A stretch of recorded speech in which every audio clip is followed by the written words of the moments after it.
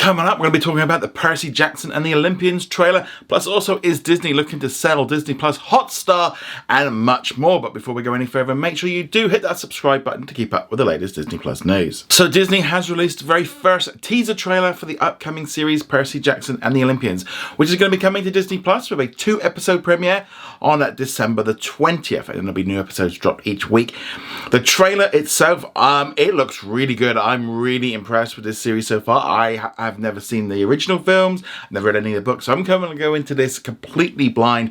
And this trailer did a very good job of saying to me that this series does not feel like a kids show. It's not in that kind of Disney Channel vein. This feels like a proper series that everyone can get involved with, and I'm hoping that this is going to be like the next big thing for Disney Plus to get people in. Hopefully we see more of this in the future. Loving seeing Edge on a motorcycle. You've also got Percy Jackson wielding some kind of lightsaber. I don't know, you've got half goat. It just looks really interesting. Yeah, it's definitely got some strong vibes that this should hopefully be one of the big shows, I think, for this winter. Again, the trailer to me just looked really good. Really excited to see where they go with this one. Yeah, it just looks really good, but I'd love to know your thoughts on the trailer for Percy Jackson and the Olympians. Let me know them in the comments below. Let's now talk about some weird news regarding Disney Plus in India. Now, back when Disney purchased 20th Century Fox, it purchased Star India, which is recently rebranded as Disney Star. And in India, they have like 70 plus linear channels. They have Star Studios making shows and films and stuff. And they had Hotstar, the streaming service, which they kind of made into Disney Plus Hotstar. And it's got lots of Indian content, plus all the stuff that we get on Disney Plus around the world. Over the last kind of year or so, we've seen some big changes with Disney Plus Hotstar. They lost the cricket rights, and that resulted in millions of subscribers leaving. I mean, like 20 plus million subscribers went. It was a massive problem. Also, they lost the HBO content because they didn't want to pay out for it anymore. But now we've had reports that Disney are obviously trying to cut costs and trying to sort of, in some ways, shrink their business a little bit and trying to get a little bit more focused. And they are looking to do something different in India. Now, we heard reports about this recently that they were looking at options, and now Bloomberg has kind of followed up and said that they have been in negotiations with Reliance to potentially sell the entire Disney Star business, maybe even just parts of it. Or they might not even sell any of it. They're just looking at options. So this could include selling off the linear channels, maybe selling off Star Studios, or possibly even selling off Hotstar. Now, again, all of this is, we don't really know exactly what's going on. Yeah, things might change, things might not, things could easily change. Personally, I could see Disney maybe going, look, we don't want the linear channels anymore. We're not really into that industry. You know, we're pulling back on that in the US, and in other countries they've already done so. I could see them potentially selling off like the linear channels and maybe even the studios. Maybe they just decide now that they don't actually want to be creating content in India. Yeah, because ultimately India, they have been losing a lot of money. It's not been making as much money as it used to. And there's another issue with Disney Plus Hotstar in that a subscriber in India generally brings in a lot less per month than a subscriber from any other country. It's about 70 cents per month from a subscriber in India compared to about $7 in another country. So you can see why Disney are looking at different options. Now, personally, I think Disney Plus is going to continue in India in some form or another. It might just become more along the lines of what we've seen Disney Plus in every other country, where it's just Disney's content with a few maybe local originals. So I could see them drastically changing their plans to just focus on their streaming network. I don't think they're going to want to be losing, you know, another 20, 30, 40 million subscribers. I don't think that's really going to go down very well. And I think having Disney Plus just running in India might be a way forward. Maybe even selling off the Hotstar name or dropping it or just making it Disney Plus. That's my own theory, that I can't see them fully leaving Disney Plus out of India. It just doesn't seem like a good move at all. But I could see them dropping Star Studios, or especially those linear channels. If they are willing to do that in the US and they've already done it in most countries, those linear networks, to me, definitely sound like something that they might want to get out of. Yeah, so at the minute, everything is kind of up in the air. We just know that they are having discussions with Reliance about this.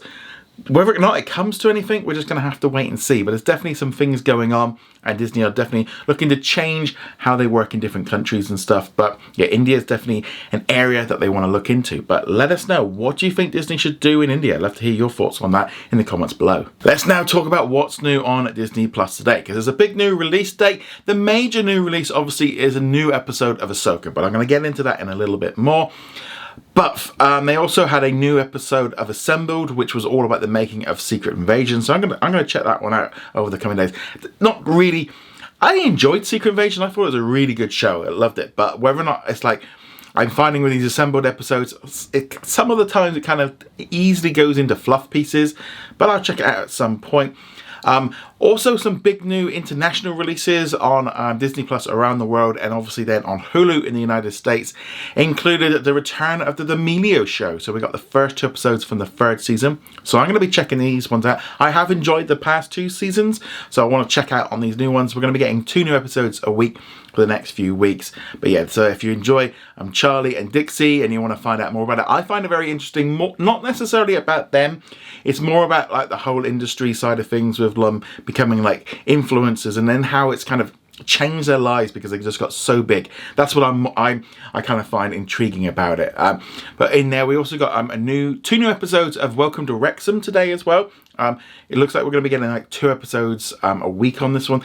Kind of funny because last week's episode was about 45 minutes. This week's episodes are about 20 minutes a piece. So I'm gonna be watching them later today. Definitely some great stuff from there. Also, there was a new French series called Irresistible that was added on Disney Plus around the world and on Hulu in the United States. Here in the UK, we got Mr. Mercedes, plus also in Canada and Australia, they got some new episodes of Reservation Dogs Season 3 and This Fall Season 2.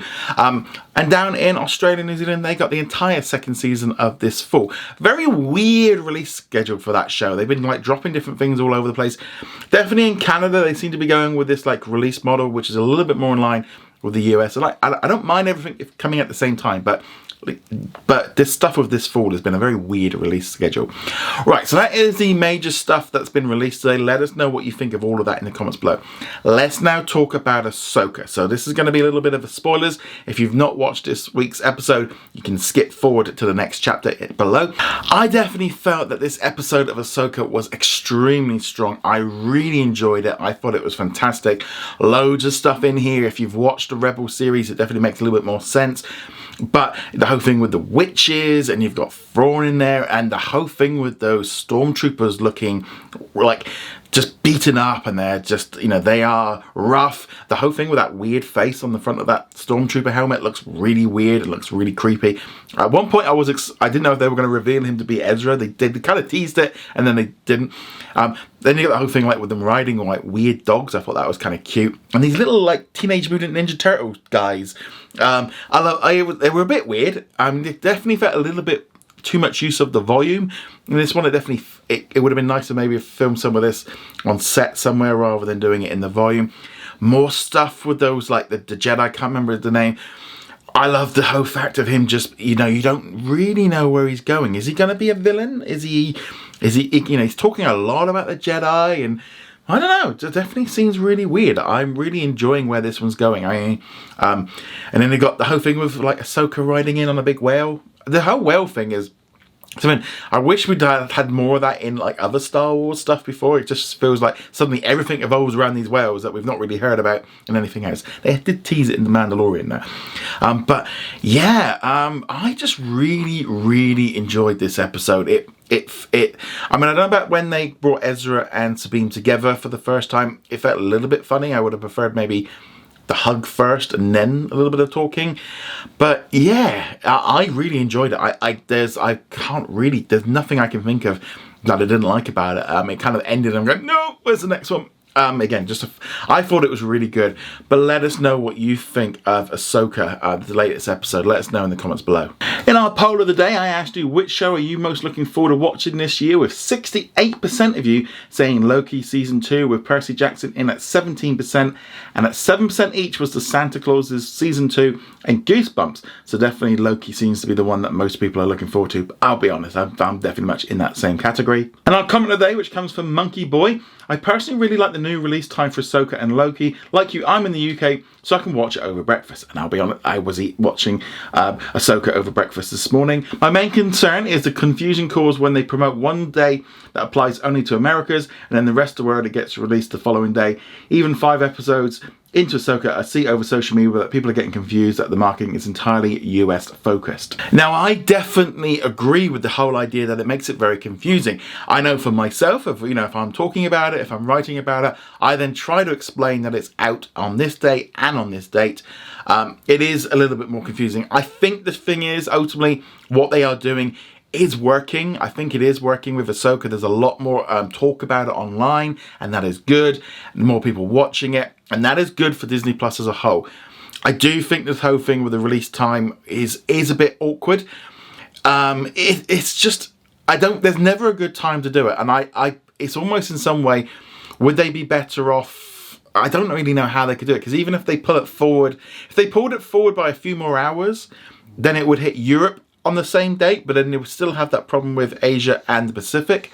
But obviously, like in Australia and New Zealand, they were getting new episodes in the evening, so now they get it much earlier in the day. So it's a very, very tricky situation, and I don't really know how the best way is for it to happen.